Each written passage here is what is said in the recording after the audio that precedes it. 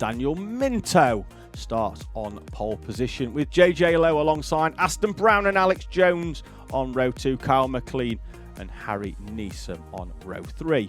Riley Buckton-Young starts 7th, with James Tate in 8th. Logan Lauder and Toby Dukes complete the top 10, with Ella Lucia starting 11th. Tyler O'Neill 12th, Jack Hutchinson 13th, Caden Simpson and Jake Grufferty completing the grid here at Whilton Mill. Now, some of you may be thinking, why is Tyler O'Neill, who's been running at the front most of the day, so far down? Well, unfortunately, he was excluded from one of the heats earlier on, as we've got a driver off there. That's the 30 of... let's have a quick look. Let's try and do the notes. That's Alex Jones. I keep getting him mixed up with Logan Lauder throughout the day, because that's what happens when everybody runs the same colour sticker kit, unfortunately. And when they've all got a 3 in it, it does get very, very confusing at times. So I'm going to pass the responsibility on that back to the team and their visuals, rather than me being unable to see what I'm being presented on the screen.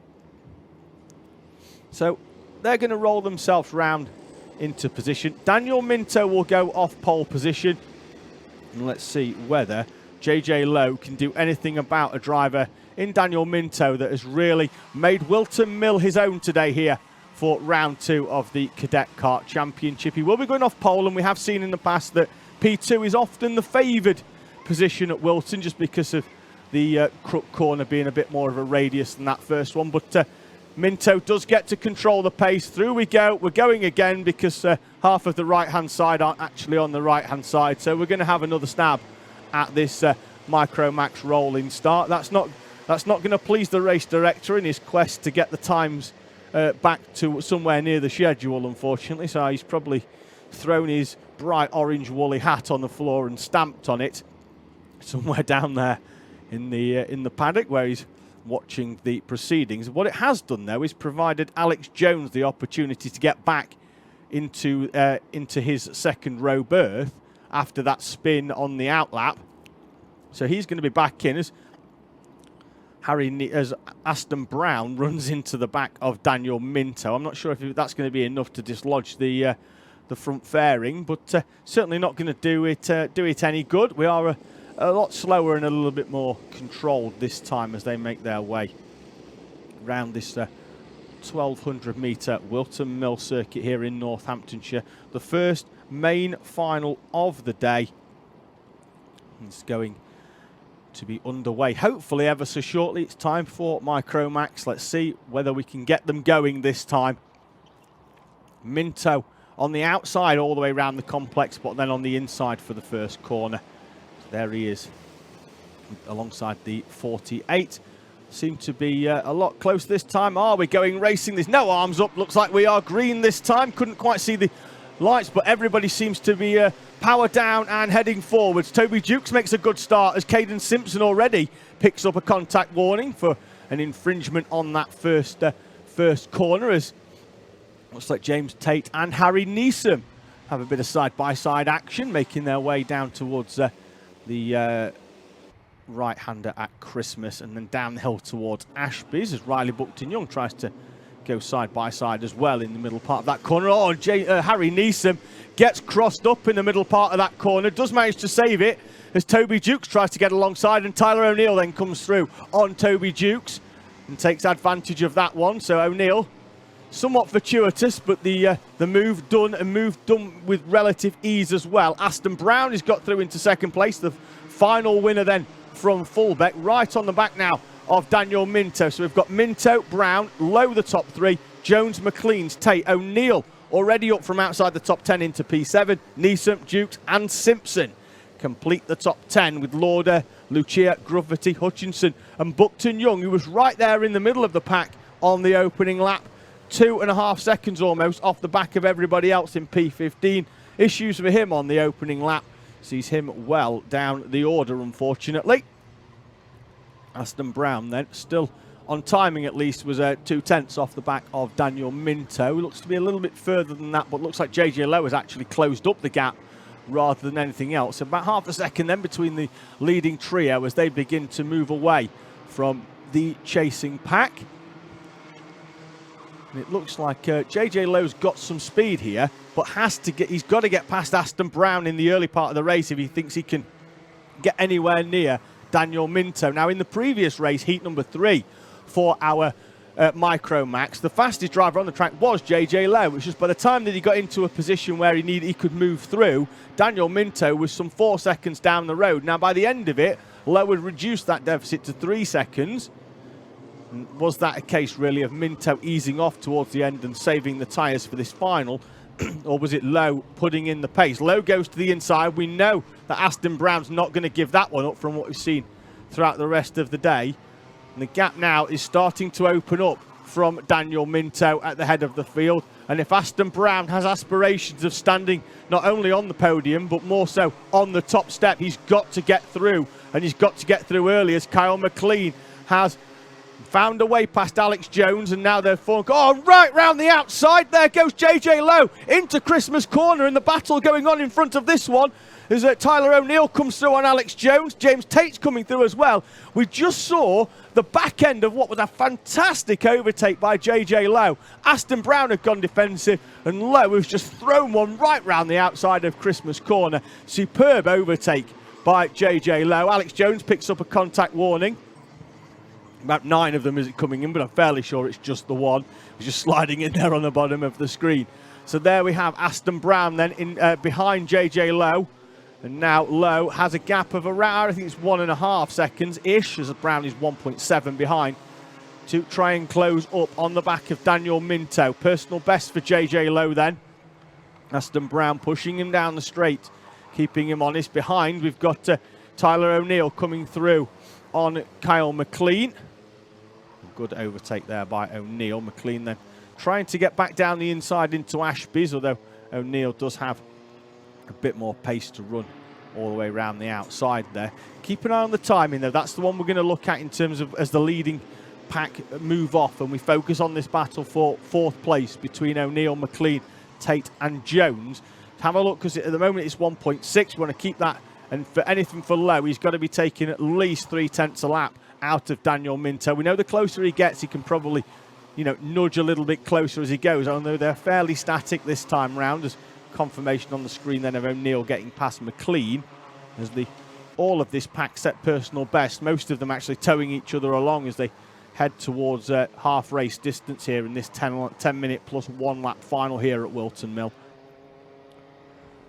And JJ Lowe has started to move away from Aston Brown, however not enough, as we've got a yellow flag out down there. Not sure whether we've got a driver stationary. It looks like we do there. Saw Daniel Minto coming through. Looked like there was a stationary car, and it is. It's the 31 of Jack Hutchinson, facing the wrong way on the grass.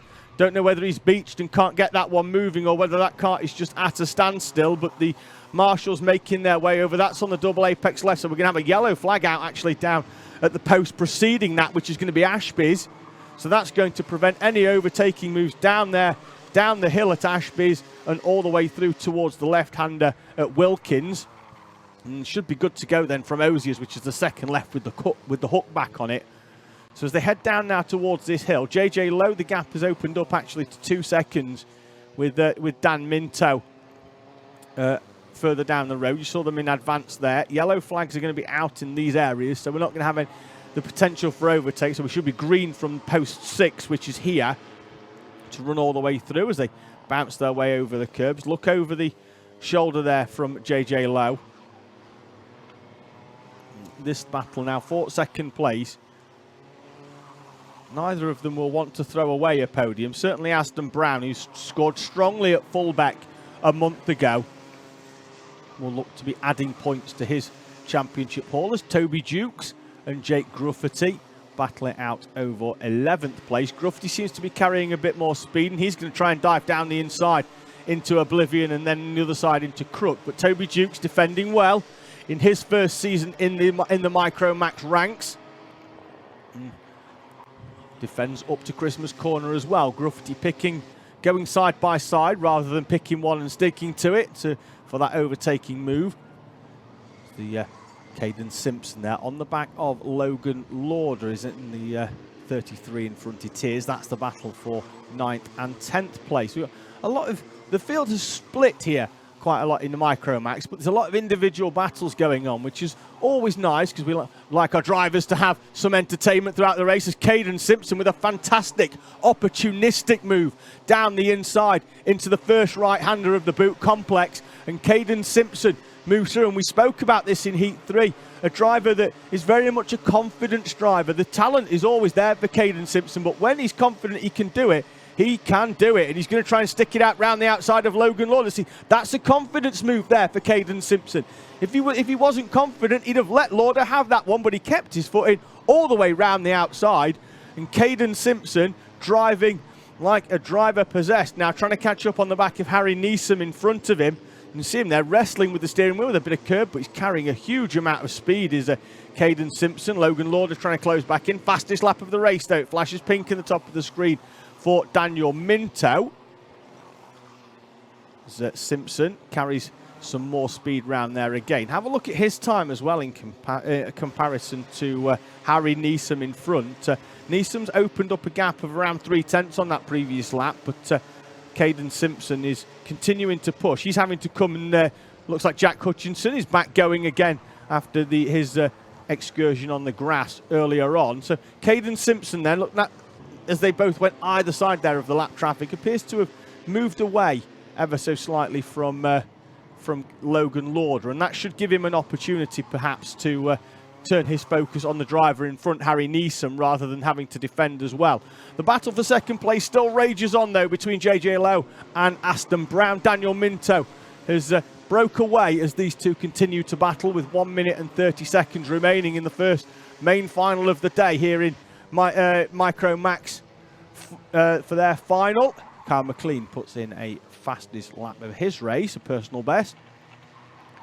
There's Aston Brown closing in, but he's taking the aggressive lines through there, but it is not really slowing him down too much. He's right on the back of JJ Lowe, but hasn't really managed to put an overtake in, but maybe that's a case of not showing his hand too soon for Aston Brown. Does seem to be smoother through this middle part of the track, but seems to be a little bit more ragged in the early phases of this Whilton Mill circuit. We're going to get 2 more laps, I'm sure, because might even get 3, in fact, such as the pace of our leader, Daniel Minto, out there doing 49.7s. Another fastest lap of the race for him as he opens the gap to 5.4 seconds at the head. So he may well get round just before the time elapses, which I'm sure Aston Brown would be a big fan of, because it's going to give him another chance, another lap at least, to try and get past JJ Lowe. This checkered flag can't come quick enough for JJ Lowe, who is really, really defending this second place now from Aston Brown. They're still nose to tail. Brown there really has not really put a full move in on JJ Lowe. I think he's just lining him up and feeling out the driver in front of him as to where his strengths and weaknesses may lie around this Whilton Mill circuit here in Northampton. And then he'll be able to see as the time does elapse and the leader hasn't got through in enough time. Last lap time then here in our Micromax class. There's confirmation up on the overhead gantry, so the drivers have got no chance of missing the fact that this is their final opportunity to do some overtaking. As you can see, that automatically means our drivers will migrate far more to the inside, as Aston Brown's going to try and use this as a cutback opportunity to try and carry the speed down the hill towards Ashby's. I think now he's going to line this one up. It's going to be either down into this corner into the left, or it's going to be into the first left-hander of the boot. And if he can't do the boot, then he's got to try and carry enough speed round that left to send it down the inside into the right. He's definitely close enough, but JJ Lowe will park that car in the middle of the circuit, defends. The checkered flag's going to be out. It's a fantastic victory for Daniel Minto, who wins in the 28. JJ Lowe is going to hold on for second place. The podium then completed by Aston Brown.